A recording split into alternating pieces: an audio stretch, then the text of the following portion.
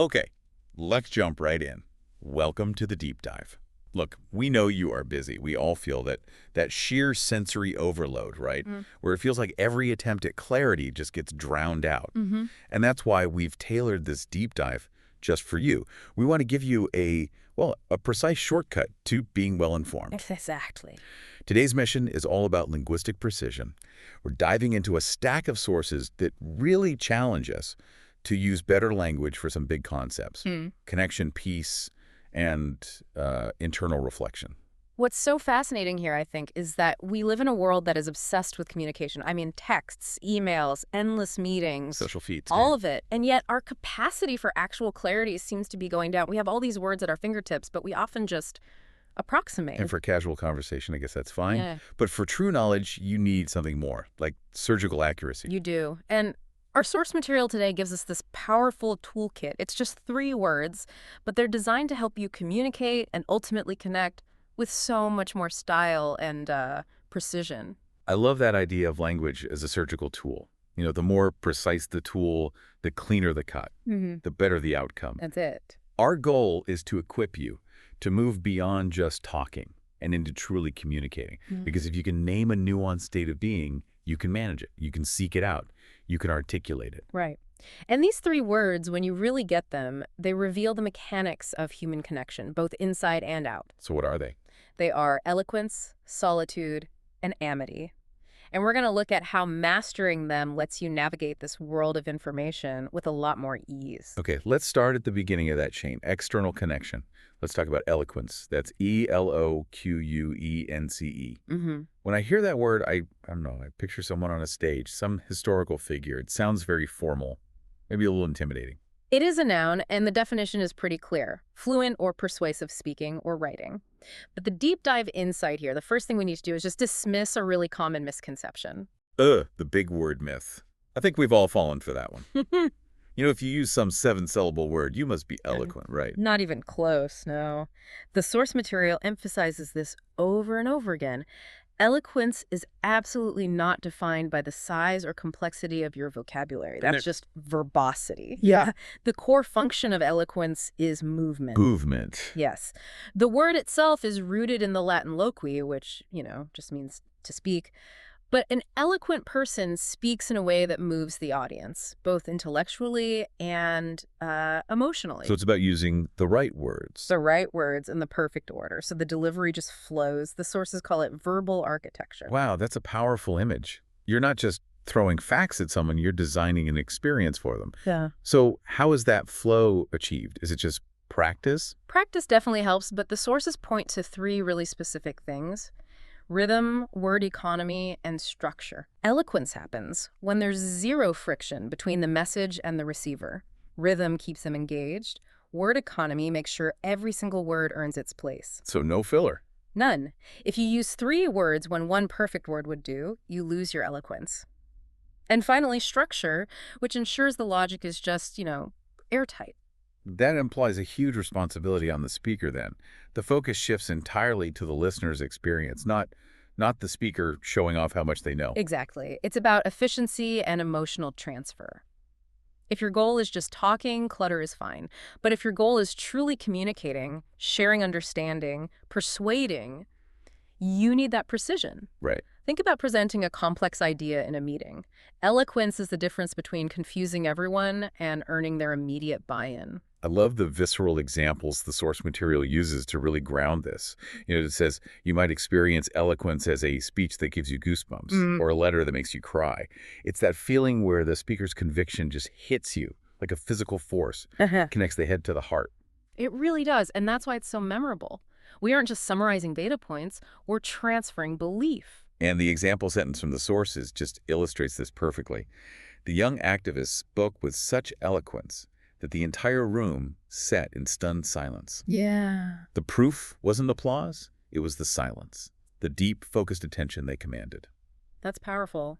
And you can't articulate your internal world without that clarity. Eloquence has to start from within, which brings us perfectly to our second word: the way we get that clarity. That transition was a masterclass in flow. Yeah. Okay, so let's turn inward. Let's talk about a concept that is, I think, profoundly misunderstood: Solitude. Yeah. Solitude. It's another noun defined simply as the state or situation of being alone. But you're right, this word is almost always confused with its much more negative sibling, loneliness. Right. I mean, if I tell someone, I just need some solitude to process these reports, Yeah. they sometimes look at me with pity, like I'm sad or isolated. So for you, listening, trying to navigate this information-heavy life, where is that dividing line between loneliness and productive solitude? This distinction is the absolute core insight here. Loneliness, as the sources define it, is a negative feeling. It's the distress you feel when you want connection, but you can't get it. It's imposed, unwanted. It's defined by a lack of something. Precisely. Solitude, on the other hand, is defined by choice and by purpose. It is the peaceful, refreshing state of being by oneself. You are alone because you have chosen to use that time strategically. And the moment it stops being a choice, It slides into loneliness. that clarifies it a lot. But I think the sources also challenge us to admit that even chosen solitude can be, well, hard. In our culture of constant connection, choosing to turn off notifications and step away can feel really counterintuitive. It's a radical act of self-care for that exact reason. It pushes back against all that external pressure for availability, but the neurological benefits are so clear. Solitude gives you the critical space you need to process, to synthesize, to create. It's where your brain shifts from just consuming information to actually turning that information into coherent thought. This is so relevant for our listener. If you're processing dozens of articles, research papers, you just can't synthesize them eloquently if you haven't given your brain the space to quiet down and organize it all. It's the difference between reading a dense report in a noisy airport and reading it in a quiet library. The output is completely different. Solitude is alone time in its most productive form. And the example sentence really captures that. After a long week of noisy meetings, she retreated to the woods to enjoy the quiet solitude of nature. Yeah. That doesn't sound like suffering. That sounds like a necessary restorative investment. You step into solitude to sharpen your internal monologue. And when you emerge, your external precision, your eloquence is refreshed. Internal peace provides the foundation for external clarity. Which, when you scale that clarity up across groups, brings us to our final term. It does, our third and perhaps most formal word. Which is amity, A-M-I-T-Y. It sounds like something you'd find stamped on a really old, heavy document. It kind of does. Amity is a noun, and it's defined simply as a friendly relationship. But we have to address your point immediately. If you just want to describe a friendly relationship, why not just say friendship? Exactly. What's the technical distinction here? What elevates amity? The scope. It's all about scope. Amity specifically refers to a friendly relationship between nations or large groups of people. Oh, I see.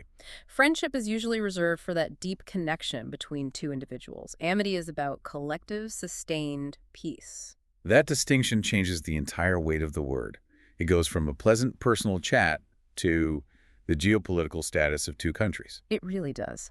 The sources stress that amity describes a deliberate, sustained state of peace and goodwill, and they define it as the chosen opposite of active hostility. So it's not passive, it's an active choice. It requires commitment, maintenance. Okay, let's delve into that. How does amity differ, technically, from a word like truce or alliance? Because a truce feels temporary, and an alliance is often just transactional. That's a fantastic question. It gets right to the heart of it. A truce is just stopping the fighting. The underlying problems are usually still there, just waiting. Yeah. An alliance is often transactional, like you said. We're friendly because it helps us, maybe against someone else. But amity, well, it goes beyond utility. It implies a genuine, sustained mutual regard, a long-term commitment to cooperation, even when there are small disagreements. So it's not just a handshake, it's a shared vision for the future. I find that incredibly important when we talk about collective action, especially when navigating rival viewpoints, which our listener does all the time. Absolutely. When amity breaks down, you immediately see hostility and friction return. But amity offers the way back. The sources give us two examples. First, a local one. Two rival neighborhoods stop arguing over the community garden and start helping each other. They're choosing to live in a state of amity. A conscious decision to look past the small stuff for a greater harmony. That's relatable. And then there's the large-scale formal level, the treaty example. The two neighboring countries signed a treaty to ensure they would live in amity for generations to come. Wow. Here, amity isn't a feeling, it's a formalized generational goal. It carries the weight of history and commitment which makes it so much more powerful than just friendship. That brings all three words full circle. This whole deep dive has given us a three-part toolkit for being precise about connection. Indeed. Let's just recap those insights really quick. We started with eloquence. Beautiful, persuasive speech that actually moves people, and it's achieved through rhythm and economy, not big words. Right. Then we understood solitude, Yeah. the peaceful, chosen, and restorative state of being alone. Totally different from the negative state of loneliness. It's where the real thinking happens. And finally, amity.